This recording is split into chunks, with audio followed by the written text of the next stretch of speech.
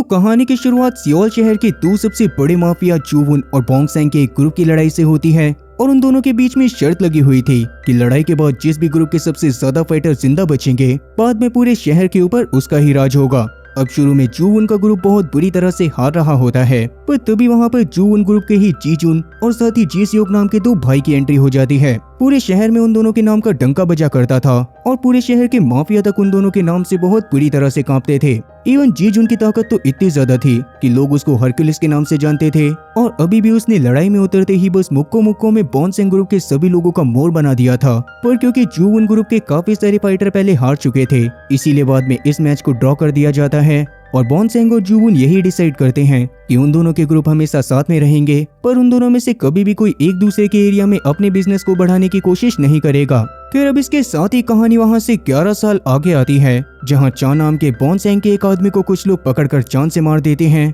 और जैसे ही इस बारे में जूवुन और साथ ही बोंगसेंग को पता चलता है तो तुरंत ही वो लोग एक रेस्टोरेंट में जाकर मीटिंग करते हैं, जहाँ पर पास्ट में हुए सौदे को बरकरार रखने के लिए भी वो लोग हमेशा मिलते रहते थे। तो बोंगसेंग की बातों से पता चलता है कि असल में चा को उसके ही बेटे जूनमो ने मरवाया था, जो कि थोड़ा हुतिया टाइप का इंसान है और उसने चा को बस इसी वजह से मरवाया था क्योंकि उसने जूनमो को स्कूल में ड्रग बेचने से मना करा था और ये बात जूनमो को बिल्कुल भी पसंद नहीं आई थी। अब यहाँ पर सबसे बड़ी दिक्कत ये थी कि जूनमो ने ये सारी चीजें बाहर के कुछ गैंगस्टर को पैसे देकर करवाई थी और अभी भी वो लोग बोंगसेंग के ही घर पर जूनमो के साथ थे। ऐसे में वो लोग जूनमो से काफी सारी चीजें जानकर उनके शहर में अपने पैर पसार सकते थे, इसीलिए बोंगसेंग उन्हें वहाँ से निकलवाना चाहता था। पर जूनमो का पैदा होने की वजह से बोंगसेंग अगर खुद से ऐसा कुछ करता तो जूनमो उसकी बात को बिल्कुल भी नहीं सुनता, इसीलिए बोंगसेंग जूवुन से ये सारा काम करवाना चाहता था। इस पर पहले तो जूवुन साफ मना कर देता है क्योंकि ये बोंगसेंग का फैमिली मैटर था, पर तब बोंगसेंग जूवुन को एक लैंड देने का वादा करता है जो जूवुन को काफी समय से चाहिए था,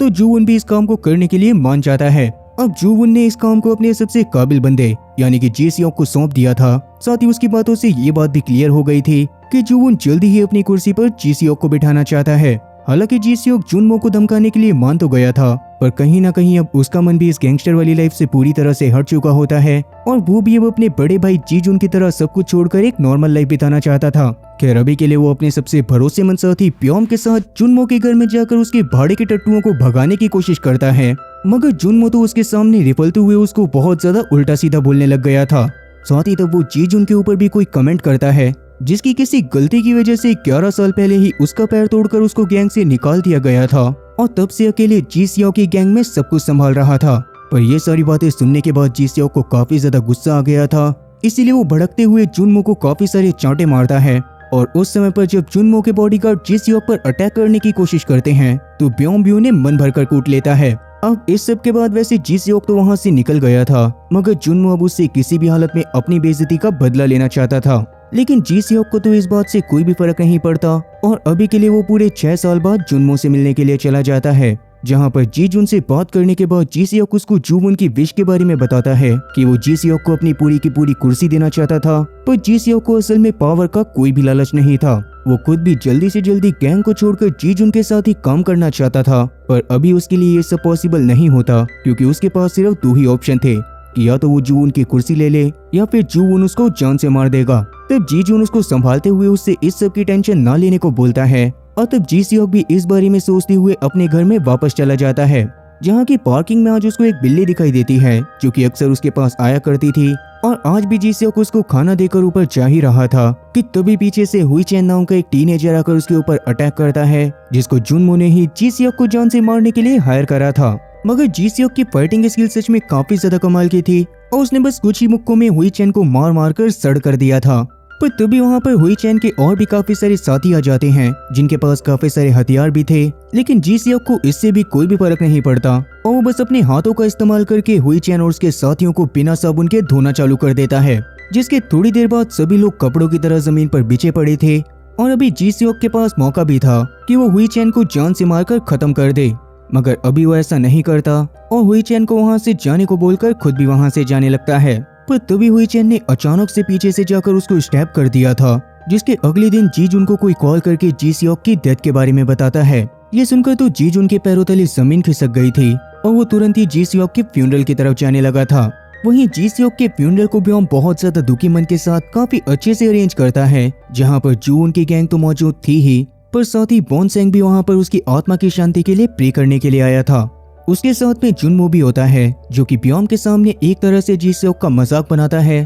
और कहीं ना कहीं ब्योम को इससे ये बात समझ आ गई थी कि जी सियोक की मौत के पीछे जुनमो का ही हाथ है। फिर अब इसके थोड़ी देर बाद जुनमो का बेटा ली भी वहाँ पर आता है जो कि असल में एक प्रोसिक्यूटर था और वो जीसुक की मौत के केस के बारे में और ज्यादा जानना चाहता था, मगर मैनेजर सियोंग उसको अंदर जाने से रोक देते हैं क्योंकि कभी भी जो वो नहीं चाहता था कि उसका बेटा भी एक माफिया की तरह जिए। तभी वहाँ पर जी जुन भी पहुंच जाता है जिसको देखते ही सियोंग और उसके सारे के सारे लोग जी जुन के सामने उसको रिस्पेक्ट देने के लिए झुक गए थे, क्योंकि बेशक से जी जुन को गैंग से निकाल दिया गया था पर हर कोई उसके किस्सों के बारे में अच्छे से जानता था और सबको ये बात अच्छे से पता थी कि जो उनकी गैंग आज असल में जो भी है वो कहीं ना कहीं जी जुन की बदौलत है। खैर अभी के लिए सियोंग जी जुन को अपने साथ जी सियोक की डेड बॉडी के पास लेकर जाता है, जिसको देखकर जी जुन उसके कातिल के बारे में पूछता है और जब उसको पता चलता है कि जी जुन को बस मामूली से कुछ टपोरी बच्चों ने मारा है तो उसको तो इस बात पर भरोसा ही नहीं होता, क्योंकि वो खुद भी जी सियोक की ताकत के बारे में अच्छे से जानता था और उसको पता था कि कहीं ना कहीं उसको किसी और ने ही मारा होगा। इसीलिए इस बारे में बात करने के लिए वो बॉन्सेंग और साथ ही जूवुन के पास जाता है, जहाँ पर जाकर सबसे पहले तो वो उनके सामने आने के लिए उनसे माफी मांगता है, क्योंकि 11 साल पहले उसकी गलती की वजह से उसको जान से नहीं मारा गया था। उसकी टांग तोड़ने के बाद ये डिसाइड हुआ था कि उस दिन के बाद से वो जूवुन और साथ ही बॉन्सेंग के सामने कभी भी नहीं आएगा, पर उसने जूवुन और साथ ही बॉन्सेंग दोनों से ही ये वादा भी लिया हुआ था कि जी सियोक को वो लोग हमेशा प्रोटेक्ट करके रखेंगे। और क्योंकि वो लोग अपने वादे को पूरा नहीं कर पाए थे इसीलिए आज वो उनके सामने आ गया था, पर उन दोनों को सच में इस बारे में कोई भी जानकारी नहीं थी कि जी सियोक को किसने और क्यों मारा है। इसीलिए जी जुन भी वहाँ से चुपचाप चला जाता है, मगर जूवुन और बॉन्सेंग समझ गए थे कि ये सब तूफान से पहले की शांति है और जी जुन किसी भी हालत में जी सियोक के कातिल के बारे में पता लगाने के लिए शहर में खून की नदियां बहा देगा। वहीं जी जुन के बाहर जाने पर ब्योम उसके पास आकर उसको खुद से इंट्रोड्यूस करने की कोशिश करता है और वो खुद भी जी सियोक के असली कातिल को ढूंढकर उसे जल्दी से जल्दी जान से मारना चाहता था, मगर जी जुन भी उसकी बातों पर कोई खास ध्यान नहीं देता और जी सियोक के अपार्टमेंट में जाकर उसके अपार्टमेंट को देखने लगता है, जहाँ पर जी सियोक ने जी जुन के लिए गिफ्ट भी छोड़ा हुआ था जो कि जी सियोक जी जुन को उसके इस बर्थडे पर देने वाला था। ये देखकर जी जुन को अंदर से और ज्यादा बुरा लगने लगता है और वो तुरंत ही अपने आप को तैयार कर सीधा हुई चैन से मिलने के लिए जेल में पहुंच जाता है, जहाँ पर शुरू में तो पुलिस वाले उसको अंदर जाने की परमिशन नहीं दे रहे थे, मगर जी जुन के पास उन सभी पुलिस ऑफिसर के घूसखोरी का डेटा था जिससे डरकर वो पुलिस वाले उसको हुई चैन से मिलने की परमिशन दे देते हैं। तब जी जुन उसको धमकाते हुए उससे जानने की कोशिश करता है कि उससे ये काम किसने करवाया था, मगर हुई चैन तो उल्टा उसका मजाक बनाने लगता है और जब जी जुन उसको उसके पेरेंट्स को जान से मारने की धमकी भी देता है तब भी हुई चैन उससे उन्हें बदतर से बदतर मौत देने को कहता है, क्योंकि बचपन में उन्होंने उसको और उसके भाई को छोड़ दिया था और इसीलिए हुई चैन उनसे बहुत ज्यादा नफरत करता था। अब जैसे ही ये बात जी जुन को पता चलती है कि हुई चैन का एक भाई भी है तो वो चुपचाप वहाँ से निकलकर हुई चैन के भाई का पीछा करना चालू कर देता है, जिसका पीछा करते हुए जल्दी ही वो एक गेमिंग सेंटर में पहुंच गया था। पर वहाँ पर जाते ही उसको हुई चैन के काफी सारे आदमी घेर लेते हैं, क्योंकि पहले ही हुई चैन ने उन तक जी जुन के बारे में खबर पहुँचा दी थी। तब शुरू में तो जी जुन उनको वार्निंग देने के बाद उस आदमी के बारे में बताने को कहता है जिसने जी सियोक को मरवाने के लिए पैसे दिए थे, मगर जी जुन को लंगड़ा समझकर अभी के लिए हुई चैन के आदमी अपनी ही धुन में रिपलते हुए जी जुन के ऊपर अटैक कर देते हैं, जो कि डेफिनेटली उन सब की बहुत बड़ी गलती साबित होती है, क्योंकि जी जुन ने अब बहुत ही बेरहमी के साथ उन्हें मारना चालू कर दिया था, जो देखकर तो आधे से ज्यादा बंदों की फट के 4 से 64 हो गई थी और वो तुरंत ही वहाँ से भाग खड़े हुए थे। जिसके बाद बाकियों को भी पेल पाल कर जी जुन उनके लीडर के मुंह पर एक भरकर घुसन मारता है और उसके बाद हुई चैन के भाई से नॉर्मली बात करने के बाद वहाँ से चला जाता है, जिसके साथ ही एक पास्ट के सीन से हम लोग जान पाते हैं कि सच में जी सियोक को हुई चैन ने जान से नहीं मारा था। उसके स्टैब करने के बावजूद भी जी सियोक ने उसके मुंह पर मुक्का मारकर उसको छोड़ दिया था और तब हुई चैन के साथी भी उसको लेकर वहाँ से चले गए थे। लेकिन उस समय पर पास में कोई और आदमी भी मौजूद था जिसके ऊपर जी सियोक की नजर नहीं गई थी और शायद उसी आदमी ने जी सियोक को जान से मारा था, लेकिन इस बारे में जी जुन को कुछ भी नहीं पता था। खैर प्रेजेंट टाइम में अगले दिन प्रोसिक्यूटर ऑफिस में इस बारे में चर्चा हो रही थी, जहां पर सभी लोगों को लग रहा था कि ये केस भी बिल्कुल 12 साल पहले हुए एक केस की तरह था। उस समय में असल में बॉन्सेंग और साथ ही जूवुन एक ही आदमी के लिए काम करा करते थे जिसका नाम मिस्टर ओ था। वो सियोल शहर का सबसे बड़ा माफिया था, पर उसको ही रास्ते से हटाने के बाद उन दोनों ने उसकी गैंग को आधा आधा आपस में बांट लिया था और खुद ही माफिया बनकर सियोल शहर के ऊपर राज करने लग गए थे। और जैसा कि जीवुन अपनी कुर्सी को जी सियोक को देना चाहता था, तो हो सकता था कि जी सियोक को किसी ऐसे ही बंदे ने जान से मरवाया हो जो कि खुद उसकी कुर्सी लेना चाहता है। अब क्योंकि जूवून गैंग और साथ ही बॉन्सेंग गैंग के बारे में पता लगाना इतना ज्यादा आसान भी नहीं था, इसीलिए जानबूझकर चीफ इस केस को ली को सौंप देता है, जिसके बदले में वो ली को प्रमोशन देने का वादा करता है। और वैसे भी ली जूवून का बेटा था, इसीलिए उसे अंदर की बातों के बारे में आसानी से पता चल सकता था। तब ली भी इस पर ना चाहते हुए भी मान जाता है, क्योंकि वैसे भी उसके डैड कभी भी उसको अपनी गैंग में शामिल नहीं करने वाले थे और उसको आखिरी दम तक प्रोसिक्यूटर का काम ही करना था।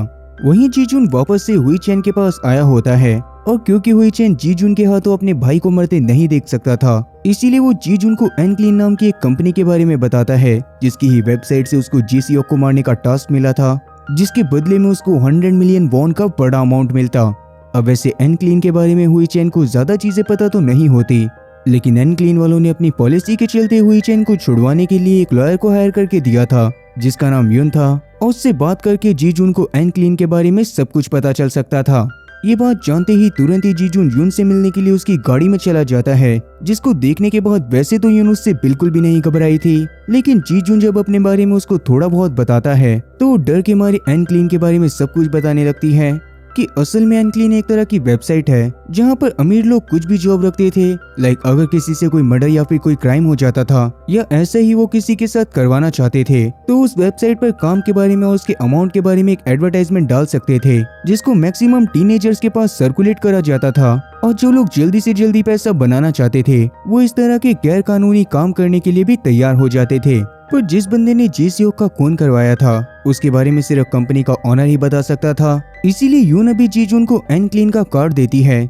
जिस पर वहाँ का एड्रेस भी लिखा हुआ था। तब जीजून भी तुरंत ही वहाँ पर पहुंचकर वहाँ के ऑनर वॉन के बारे में पूछने लगता है, जिसको वैसे तो वो पहले से जानता था, लेकिन वो लोग भी काफी टाइम से नहीं मिले थे। अब वहाँ पर काम करने वाले लोग जीजून को वॉन के बारे में कुछ भी नहीं बताते और उल्टा उससे मारपीट करना चालू कर देते हैं। तब जीजून भी उन सभी लोगों को सही से लपेटता है और वहाँ के मैनेजर से वॉन को कॉल करने को कहता है। वहीं वॉन तो अभी बहुत ज्यादा खुश होकर एक क्लाइंट के साथ डील फाइनल करते हुए खुशी से ऑफिस की तरफ आ रहा था, मगर अभी के लिए जब वो कॉल पर जीजून की आवाज सुनता है तो उसकी फुट की 4 से 64 हो जाती है। शुरू में तो वो अपने सभी साथियों से उसको मारने को कहता है, लेकिन जीजून तो पहले से ही उन सभी लोगों को अच्छे से प्रसाद दे चुका था, इसीलिए तब वॉन को भी डरते हुए ऑफिस में जाना पड़ता है, जहां पर अपनी पार्टी में भी वो जीजून से किसी पुराने दोस्त की तरह मिलने की कोशिश करता है। लेकिन तब वो जीजून के एक्सप्रेशन को देखकर समझ जाता है कि अगर अभी के लिए उसने ज्यादा चूं चपड़ करने की कोशिश करी तो जीजून तो उसकी किलोमीटर के हिसाब से लेना चालू कर देगा।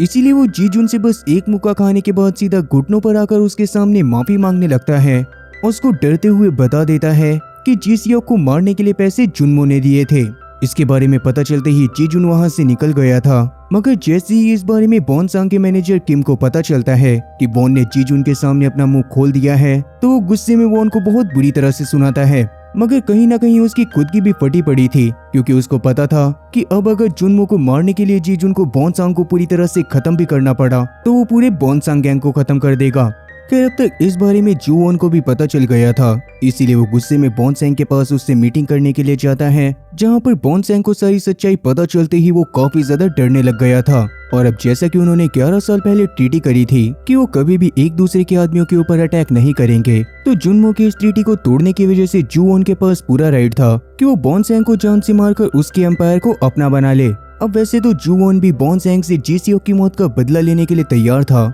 मगर तब जैसे तैसे बॉन्सेंग उसे प्रॉपर्टी और पैसे का लालच देकर रोक देता है। लेकिन तभी वहाँ पर जीजून खुद आ जाता है, जो कि बस उनसे यही जानना चाहता था कि क्या वो लोग भी जीसीओ की मौत में इन्वॉल्व थे, जिस पर वैसे तो उन लोगों ने मना कर दिया था। लेकिन बॉन्सेंग तब उससे जुन्मो को बच्चा समझकर छोड़ने को बोलता है, जिस पर जीजून बस उससे बीच में न आने को बोलकर गुस्से में वहाँ से चला जाता है, जिससे बॉन्सेंग को अब जुन्मो की इस गलती के ऊपर काफी ज्यादा गुस्सा आ गया था। इसीलिए वो गुस्से में जाकर जुन्मो को बहुत बुरी तरह से मारता है। पर जैसे ही उसको ये बात पता चलती है कि जुन्मो ने ये सब बस उसकी नजरों में खुद को काबिल साबित करने के लिए करा था, तो उसको प्यार से समझाते हुए प्रोटेक्ट करने का डिसाइड करता है। लेकिन तब उसने जुवोन से बिना उससे पूछे सांस लेने तक से मना कर दिया था। वहीं जीजून अभी अपनी पुरानी लाइफ में वापस आने के लिए अपने पुराने दोस्त ब्योंगहू के पास जाता है, जो कि पहले के टाइम पर तो उसी के साथ उसकी गैंग में था, पर अभी के लिए उसने अपनी बेसबॉल बैट बनाने की कंपनी खोल ली थी। और क्योंकि जीजून के लिए उसने पहले मेटल रिंग के साथ एक खास तरह का मेटल का बेसबॉल बैट बनाया था, इसीलिए जीजून उससे वापस से वैसा ही बैट बनाने को बोलता है,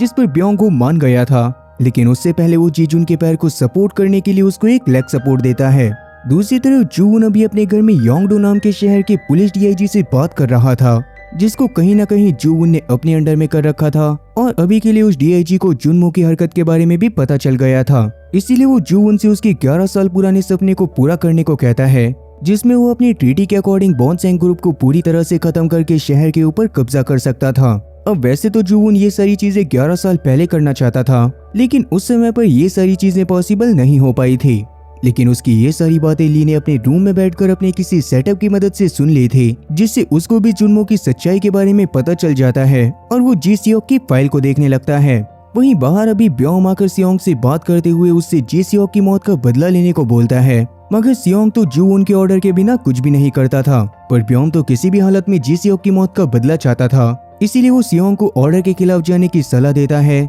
जिस पर सियोंग बहुत बुरी तरह से उसके ऊपर भड़कते हुए उसे लगातार चांटे मारने लगता है। पर उतने में ही वहाँ पर ली आकर ब्योम को वहाँ से भेज देता है और खुद सियोंग से बात करते हुए जुनमो के बारे में सच्चाई जानने की कोशिश करता है, लेकिन सियोंग उसको इस बारे में कुछ भी नहीं बताता और उसको कंपनी के मैटर से दूर रहने को बोलकर वहाँ से चला जाता है। दूसरी तरफ ब्योम अभी वापस से जीजुन के पास जाकर जीजुन की टीम में ज्वाइन करने के लिए रिक्वेस्ट करता है, जिस पर शुरुआत में तो जीजुन ने पहले की तरह साफ मना कर दिया था, मगर ब्योम की जिद को देखकर वो उसको अपनी टीम में ज्वाइन कर लेता है और उसे एनक्लीन की ऑनर यून के पास भेजकर एनक्लीन की वेबसाइट की मदद से ही जुनमो की लोकेशन निकलवाने को कहता है। ब्योम ने भी ये काम जल्दी करवाने के लिए वेबसाइट के ऊपर 30 मिलियन वॉन का प्राइस रखा था, जो देखने के बाद तुरंत ही ज्यादातर लोग जुनमो की गाड़ी को ढूंढने में लग जाते हैं और थोड़ी ही देर में जीजुन के पास जुनमो की लोकेशन पहुंच जाती है। वहीं अब तक बॉन्सेंग को भी इस बारे में पता चल गया था, इसीलिए वो काफी सारे लोगों से जुनमो को प्रोटेक्ट करने के लिए बात करता है, मगर आधे से ज्यादा लोग तो जीजुन का नाम सुनते ही इस काम को करने से साफ मना कर देते हैं। इसीलिए वो अभी किम और साथ ही अपने पर्सनल बॉडीगार्ड को भेजकर जुनमो को एक बंकर टाइप एरिया में लेकर जाने को बोलता है, मगर जुनमो तो अभी भी जीजुन को लंगड़ा समझकर उसे काफी ज्यादा हल्के में ले रहा था, इसीलिए वो एक क्लब से बंकर की तरफ जाने से साफ मना कर देता है। तो बॉन्सेंग का पर्सनल बॉडीगार्ड आकर जुनमो को वहां से लेकर जाने की कोशिश करता है, पर उतने में ही वहां पर जीजुन सभी गार्ड्स को मारते हुए पहुंच गया था, जिसको देखते साथ ही किम उसको पकड़कर उससे माफी मांगते हुए जुनमो को छोड़ने को बोलता है। लेकिन जीजुन अभी किम को धक्का देने के बाद जुनमो को जान से मारने ही वाला था कि तभी अचानक से बॉन्सेंग के गार्ड ने उसके ऊपर बहुत बुरी तरह से हमला कर दिया था और जीजुन को भी उससे लड़ने में थोड़ी सी ताकत लगानी पड़ रही थी। तब लास्ट में वो जैसे तैसे उसको जान से मार देता है, पर उस बीच किम जुनमो को जैसे तैसे कार में लेकर वहां से चला गया था। तो बाहर उसको ब्योम भी रोकने की कोशिश करता है, मगर किम वहां से गाड़ी को तेज करके सीधा बंकर के पास ही ले जाकर रोकता है और जुनमो के सेफली बंकर में पहुंच जाने वाली बात को जानने के बाद बॉन्सेंग की जान में भी जान आ जाती है। वहीं जीजुन अभी वापस से जुनमो के बारे में पता लगाने के लिए वॉन के पास जाकर मदद मांगता है, जिस पर पहले तो वॉन ने बॉन्सेंग के डर से साफ मना कर दिया था, मगर जीजुन सच में बॉन्सेंग से काफी ज्यादा खतरनाक था, इसीलिए फाइनली वॉन को उसकी बात को मानना पड़ता है और तब जीजुन भी बस उसको एक दिन का टाइम देकर वहाँ से चला जाता है। अब तक किम ने भी उस बंकर की सिक्योरिटी और ज्यादा बढ़वा दी थी, लेकिन जुनमो का मन वहाँ पर नहीं लगने की वजह से वो किम के ऊपर लगातार गुस्सा कर रहा होता है। इसीलिए किम उसको समझाते हुए उसको जीजुन की 15 साल पहले की कहानी बताने लगता है। उस समय पर जीजुन असल में ओ की गैंग में ही काम करा करता था, मगर ओ उस समय पर शहर का सबसे बड़ा माफिया नहीं था। उस समय पर बुसान गैंग सियोल शहर की सबसे बड़ी गैंग थी और एक दिन ओ को पता चला था कि बुसान गैंग ने उसको और उसकी गैंग को खत्म करने का प्लान बना लिया है। ये सुनने के बाद वो काफी ज्यादा डरने लग गया था, पर बुसान गैंग के लोगों के वहाँ पर आते ही बॉन्सेंग और साथ ही जून मिलकर उन दोनों से लड़ाई करने लगते हैं। हालांकि उन लोगों ने काफी सारे लोगों को जान से मार दिया था, लेकिन बुसान गैंग सच में काफी ज्यादा बड़ी थी और जल्दी ही वहाँ पर बुसान गैंग के और भी काफी सारे लोग आ गए थे और उन लोगों की तादाद इतनी ज्यादा थी कि बॉन्सेंग और जून किसी भी हालत में उनसे जीत नहीं सकते थे। पर तभी अचानक से वहाँ पर जीजुन आ जाता है, जो कि लड़ाई करने के लिए किसी भी हाल में तैयार था और वो इतनी बड़ी गैंग के ऊपर भी ऐसे टूट पड़ा था जैसे कि किसी बड़े फैशन स्टोर पर 99% का डिस्काउंट चल रहा हो। साथ ही तब वो बुसान गैंग की जिंदगी को बिना कंफर्म करे अनस्टॉल करना चालू कर देता है, जिसको देखकर तो बॉन्सेंग और साथ ही जून का भी सिस्टम हैंग हो गया था और वो लोग समझ गए थे कि जीजुन के सामने बेशक से कितने ही लोग क्यों ना आ जाएं, उसे इस बात से बिल्कुल भी फर्क नहीं पड़ता और उसको जो करना होता है वो उस चीज को करके रहता है। क्या जीजुन की बदौलत उन लोगों ने बुसान गैंग को पूरी तरह से खत्म कर दिया था और अगले 3 साल तक तो ओ की भी दिन दुगनी रात चौगनी तरक्की हो रही थी। पर क्योंकि वो जून और साथ ही बॉन्सेंग के ऊपर ही सबसे ज्यादा भरोसा करता था, इसीलिए आगे वो अपनी कुर्सी पर उन दोनों को ही बैठाना चाहता था, लेकिन ओ के बेटे को ये बात बिल्कुल भी पसंद नहीं आती। इसीलिए वो वॉन को किडनैप करने के बाद उसे उसके दोस्तों के खिलाफ भड़का देता है और उससे जून और साथ ही बॉन्सैंग को खत्म करवाने को बोलता है। लेकिन वॉन के ये काम करवाने से पहले ही ओ के बेटे को ही किसी ने जान से मार दिया था, जिसका सीधा सीधा शक बॉन्सैंग और साथ ही जून पर गया था। तब वो उन लोगों को सीधा उठाकर उनसे पूछताछ करना चालू कर देता है, लेकिन जीजून ने उसी रात जाकर ओ के घर में किसी खास रीजन की वजह से मौत का तांडव करना चालू कर दिया था और ओ के राइट हैंड मैन से भी मुकाबला करने के बाद जून और साथ ही बॉन्सैंग को छुड़ा लिया था। और क्योंकि अभी ओ ने जून और साथ ही बॉन्सैंग को धोखा देने की कोशिश करी थी, इसीलिए वो दोनों ही उसके सारे एम्पायर को टेक ओवर कर लेते हैं और उसको खुद से मरने का मौका देते हैं। खैर इसके बाद जून जीजून को अपनी ही गैंग में रख लेता है, पर उसके कुछ दिन बाद अचानक से जीजून कन्फेस करता है कि असल में उसने ही ओ के बेटे को जान से मारा था। और क्योंकि कहीं ना कहीं ये भी पीस ट्रीटी को खराब करने जैसा था और माफिया सच में अपने रूल के काफी ज्यादा पक्के होते हैं, जिनके हिसाब से वैसे तो उन्हें जीजून को जान से मार देना चाहिए था, पर क्योंकि जीजून की वजह से ही उन लोगों की जान बची थी और साथ ही वो शहर के सबसे बड़े माफिया बन पाए थे, इसीलिए बस उन्होंने उसके एक पैर को तोड़कर उसे हमेशा के लिए गैंग से बाहर निकाल दिया था।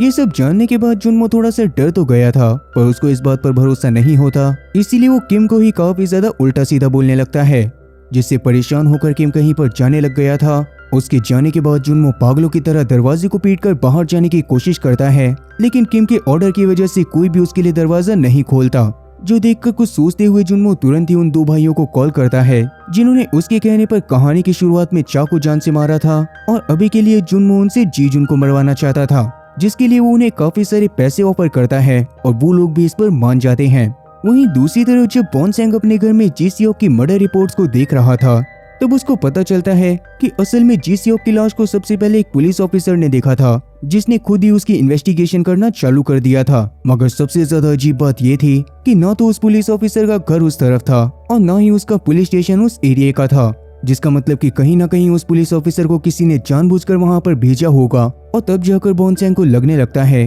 कि ये सारी चीजें जुनमो की वजह से नहीं बल्कि किसी और की वजह से हुई हैं। वहीं किम अभी असल में बंकर से निकलने के बाद जीजून से मिलने के लिए ही आया होता है, क्योंकि उसे असल में जुनमो की हरकतों की वजह से बहुत ज्यादा गुस्सा आ गया था। इसीलिए वो जीजून से अपनी पुरानी करी गई सभी हरकतों के लिए माफी मांगता है और चुपचाप उसको जुनमो का एड्रेस देकर जुनमो को वहाँ पर खत्म करने को बोलता है, जिसके तुरंत बाद ही जीजून भी वहाँ से सीधा उस एड्रेस की तरफ जाने लग गया था। लेकिन असल में ये सब बस जुनमो का ही एक ट्रैप होता है, क्योंकि जिस एड्रेस पर उसने जीजून को भेजा था वहाँ पर उसने पहले ही उन दोनों भाइयों को भेज दिया था, जो कि जीजून के वहाँ पर पहुँचते ही उसको खत्म कर देते। अब वैसे तो किम असल में जीजून को जुनमो का असली एड्रेस देने के लिए निकला होता है, पर उससे पहले ही उसको जुनमो का कॉल आ गया था, जो कि उसको जबरदस्ती धमकाते हुए उससे जीजून को गलत एड्रेस देने को बोलता है, और अगर किम ऐसा नहीं करता तो जुनमो किम की बीवी और साथ ही बेटी को जान से मार देता। फिर अब तक जीजून उस बिल्डिंग में पहुंच गया था, जहां पर जाते ही उसका मुकाबला उन दोनों भाइयों से चालू हो जाता है और तब जीजून भी उनको बहुत अच्छे से बॉडी मसाज देना चालू कर देता है,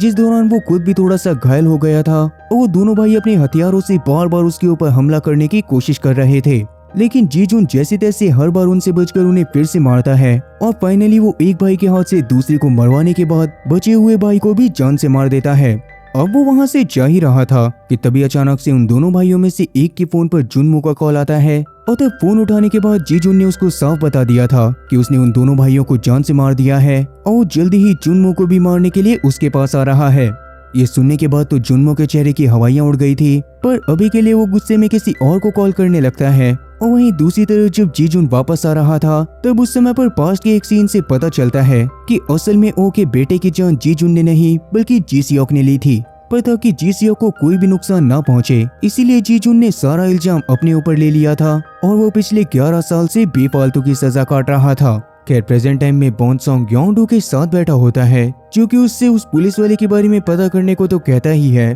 पर साथ ही वो उससे जीजून को भी जान से मरवाने को बोलता है, क्योंकि जीजून के पूरी तरह से खत्म हो जाने के बाद ही जुनमो सेफ रह सकता था। खैर अब इसके थोड़ी देर बाद अचानक से उस बंकर के पास दो बॉक्सर पहुंच जाते हैं, जो जुनमो के गार्ड्स को पीटकर जबरदस्ती अंदर जुनमो के पास चले गए थे, पर असल में अभी थोड़ी देर पहले जुनमो ने उन्हीं दो बॉक्सर को कॉल करा था। उसमें से एक का नाम इंसुक था और दूसरे का नाम ह्यूनजिन। वो दोनों पहले के टाइम पर काफी ज्यादा अच्छे और बहुत खतरनाक बॉक्सर हुआ करते थे, लेकिन एक बार ड्रग लेकर लड़ाई करने की वजह से उन्हें फाइटिंग से हमेशा के लिए बैन कर दिया गया था। उसके बाद से ही वो लोग एज अ सुपारी किलर काम कर रहे थे और जुनमो ने उन्हें जीजुन को जान से मारने के लिए बुलाया था, जिसके लिए वो उनको 1 बिलियन वॉन देने को तैयार था। और ये सुनने के बाद तो वो दोनों ही बहुत आराम से मान गए थे। पर अभी के लिए जुनमो जीजुन के वहाँ पर आने का वेट नहीं करता और वो खुद ही उसको जान से मारने के लिए शहर में वापस चला जाता है, जहाँ पर जाते ही सबसे पहले तो उसने ब्योंगहो यानी कि जीजुन के बेसबॉल बैट बनाने वाले साथी को बहुत ही बेरहमी के साथ जान से मार दिया था, जिससे उसको थोड़ा सा अच्छा लगने लगता है। पर तभी अचानक से हड़बड़ाता हुआ किम उसको ढूंढते हुए वहां पर पहुंच जाता है। लेकिन जैसे ही वो वहां पर आकर ब्योंगहो की लाश को देखता है तो वो काफी ज्यादा गुस्से में आते हुए खुद ही जुनमो को मारते हुए उसका गला पकड़कर उसे जान से मारने लगता है, क्योंकि ब्योंगहो असल में किम का भी बहुत अच्छा दोस्त था और वो लोग पहले के टाइम पर सेम ग्रुप में हुआ करते थे। पर तभी अचानक से इनसुक ने किम को उठाकर साइड फेंक दिया था और बाद में जुनमो ने उसके धोखा देने की वजह से उसके भी सिर पर बल्ला मार मार कर उसकी जान ले ली थी। इनसुक भी जुनमो का पागलपन देखकर काफी ज्यादा हैरान होता है। पर तभी अचानक से ब्योंगहो के फोन पर जीजुन का कॉल आने लग गया था, जिसको उठाकर जुनमो तुरंत ही उसे किम और साथी ब्योंगहो की मौत के बारे में बताता है, जो सुनने के बाद जीजुन को और ज्यादा गुस्सा आ गया था। उसने डिसाइड कर लिया था कि वो किसी भी हालत में जुनमो को आज ही खत्म करेगा। इवन अभी के लिए उसके पास वो बल्ला भी था जो कि ब्योंगहो ने उसके लिए बनाया था, इसीलिए उसको लेकर वो थोड़ी ही देर बाद जुनमो के बंकर के बारे में पता करते हुए उसके बंकर में पहुंच जाता है। लेकिन उसके वहां पर आने से पहले जुनमो ने वहां पर और भी बहुत सारे फाइटर्स और सिक्योरिटी गार्ड्स को बुला लिया था और उसे लग रहा होता है कि शायद वो सारे मिलकर जीजुन को जान से मार देंगे। इवन जुनमो ने उनके सामने शर्त भी रखी थी कि जो भी उसके सामने जीजुन को पकड़कर जिंदा लाएगा वो उसको काफी सारे पैसे एक्स्ट्रा देगा, जो देखकर तो वो सारे के सारे फाइटर काफी ज्यादा खुश हो गए थे और अब तो वो जुनमो के लिए अपनी जान देने तक को तैयार थे। खैर तब जुनमो वहां से इनसुक के साथ कंट्रोल रूम में जाकर कैमरा की मदद से सब कुछ देखने लगता है और उसको पूरा भरोसा था कि अगर बाय चांस जीजुन उस तक आ भी गया तो भी इनसुक उसको जान से मार देगा। खैर अब इसके कुछ ही समय बाद जीजुन भी बंकर में एंट्री कर लेता है और अंदर आते ही सभी लोगों ने उसको घेर लिया था, जिस पर पहले तो जीजुन उन्हें वहां से हटने की वार्निंग देता है। लेकिन जब कोई भी उसकी बात को नहीं मानता तो जीजुन भी उन्हें जिंदगी के साथ भी और जिंदगी के बाद भी वाली पॉलिसी को इस्तेमाल करने का मौका देना चालू कर देता है। ये देखकर ही सबकी इतनी ज्यादा फट गई थी कि शायद दर्जी भी उनके सिलने से साफ मना कर देता। इवन बेचारे जुनमो के चेहरे पर तो डाउनलोड पेंडिंग वाली फीलिंग आ गई थी, लेकिन जीजुन ने तो बस अभी अपना तांडव करना चालू करा था। वो अभी भी अपने द्वारा बांटे जाने वाले फ्री ट्रायल ऑफ डेथ को जारी रखता है, जिसमें सब लोगों का सब्सक्रिप्शन भी अपने आप लगता जा रहा था। हालांकि जीजुन को इस सब में खुद भी काफी ज्यादा चोट आई होती है और एक समय पर एक बंदा तो उसको जान से मारने भी वाला था, लेकिन जीजुन ने तो उसके साथ साथ बाकियों को भी पूरी तरह से खत्म कर दिया था। जिसके बाद वो सीधा जुनमो के पास जाना चालू कर देता है, जो देखकर तो जुनमो और ज्यादा डर गया था और इनसुक भी अभी उसकी इसी डरपोकपने का फायदा उठाकर उससे 2 बिलियन की मांग करता है। तब ना चाहते हुए भी जुनमो को उसको 2 बिलियन वॉन देने के लिए मानना पड़ा था, इसीलिए अब जीजुन के आते ही इनसुक उसको उठाकर सीधा नीचे फेंक देता है। पर जीजुन वापस से उठकर उससे लड़ाई करने लगता है, पर क्योंकि वो काफी ज्यादा थका हुआ था इसीलिए वो शुरू में हार रहा था और एक समय पर उसकी हालत बिल्कुल मरने वाली हो गई थी। लेकिन तब इनसुक और जुनमो उसके भाई का मजाक बना देते हैं, जो सुनने के बाद तो जीजुन पास में पड़े कांच को उठाकर सीधा इनसुक की आंख में मार देता है और बाद में उसने उससे लड़ाई करते हुए उसकी दूसरी आंख को भी फोड़ दिया था। इसके बाद वो फाइनली उसको मौत के घाट भी उतार देता है, जो देखकर तो जुनमो की पैंट गीली हो गई थी। अब वो अपनी जान बचाने के लिए जीजुन से माफी मांग रहा था, मगर जीजुन उसके हाथ पैर तोड़ने के बाद उसको भी जान से मार देता है। जिसके बाद जब वो जुनमो की बॉडी के पास बैठकर अपने भाई के बारे में सोच रहा था कि तभी अचानक से जुनमो के फोन पर बॉन्सेंग का कॉल आता है, जिसने उस पुलिस ऑफिसर को पकड़कर काफी ज्यादा टॉर्चर करा था और तब जाकर उसको पता चला था कि असल में जी सियोक की जान किसी और ने ली थी। उस रात भी हुई चैन के साथी उसको वहां से लेकर भाग गए थे, लेकिन वहां पर एक बहुत ही खतरनाक फाइटर मौजूद था जिसने तुरंत ही जी सियोक पर अटैक करना चालू कर दिया था। लड़ाई में काफी ज्यादा माहिर होने के बावजूद भी जी सियोक को उससे लड़ने में बहुत ज्यादा दिक्कत आ रही थी और इवन उस आदमी के पास एक निंजा टाइप का टूल भी था, जिसकी मदद से पहले तो उसने जी सियोक के दोनों हाथों को बुरी तरह से घायल कर दिया था और फिर जब लड़ाई करने के लिए जी सियोक के शरीर में ज्यादा जान नहीं बचती तो उसके गले पर स्टैब करके उसको जान से मार देता है। इसके बाद ही उस ऑफिसर को किसी का कॉल आया था, जिसने ही प्रॉपरली उसको जी सियोक की डेड बॉडी के बारे में बताया था और कहीं ना कहीं इससे ये बात क्लियर हो रही थी कि जुनमो का जी सियोक से कोई भी लेना देना नहीं था और प्रेजेंट टाइम पर भी उसको जीजुन से छुपने की कोई जरूरत नहीं थी। अब वैसे ये सारी बातें जानने के बाद जीजुन काफी ज्यादा दंग तो रह गया था, पर अभी वो बॉन्सेंग को जुनमो की मौत के बारे में बता देता है जो सुनकर तो बोंग सेंग के पैरों तले जमीन खिसक गई थी और उसको जी जुन पर बहुत ज्यादा गुस्सा आ रहा था। तब वो भी उससे जुनमो की मौत का बदला लेने का डिसाइड कर लेता है और बाद में जब जी जुन असली कातिल के बारे में पता करने के लिए सियोल में वापस आ रहा था तब उसकी कार को जबरदस्ती एक दूसरी कार ठोक देती है जिसके आगे क्रेन का हिस्सा लगा हुआ था और उसी वजह से जी जुन की गाड़ी पुल के नीचे पानी में जा गिरी थी। अब उस किलर के हिसाब से जी जुन की मौत इस तरह से हो जानी चाहिए थी, इसीलिए वो इस बारे में किसी को कॉल पर बताकर वहां से चला जाता है। अब वैसे जी जुन के इतने सारे दुश्मन होने की वजह से अभी उसको मरवाने की कोशिश किसने करी थी और आगे चलकर क्या वो अपने भाई के असली कातिल को ढूंढ भी पाएगा या फिर नहीं। वीडियो के बड़े होने की वजह से इन सभी सवालों के जवाब आपको इसके नेक्स्ट पार्ट में जानने को मिलेंगे जो कि जल्दी ही आ जाएगा। पर क्या सच में ये कहानी आपको पसंद आ रही है और क्या इसके सेकंड पार्ट को मुझे कंटिन्यू करना चाहिए? कमेंट सेक्शन में इस बारे में जरूर बताना। और इस बार भी अगर सिर्फ 100 लोगों को भी इसके सेकंड पार्ट को देखना होगा तो भी मैं सिर्फ उन 100 लोगों के लिए इसके सेकंड पार्ट को लेकर जरूर आऊंगा। तो कमेंट करना मत भूलना। और बाकी उम्मीद है कि आप लोगों को एक्सप्लेनेशन पसंद आई होगी। आप लोगों को एक्सप्लेनेशन पसंद आई हो तो चैनल को सब्सक्राइब करना और बेल नोटिफिकेशन को ऑल पर सिलेक्ट करना और साथ ही वीडियो को भी लाइक करना। मैं ऐसी ही और मजेदार एक्सप्लेनेशन वीडियोस लेकर आता रहूंगा। खैर तब तक के लिए टाटा और गुड बाय।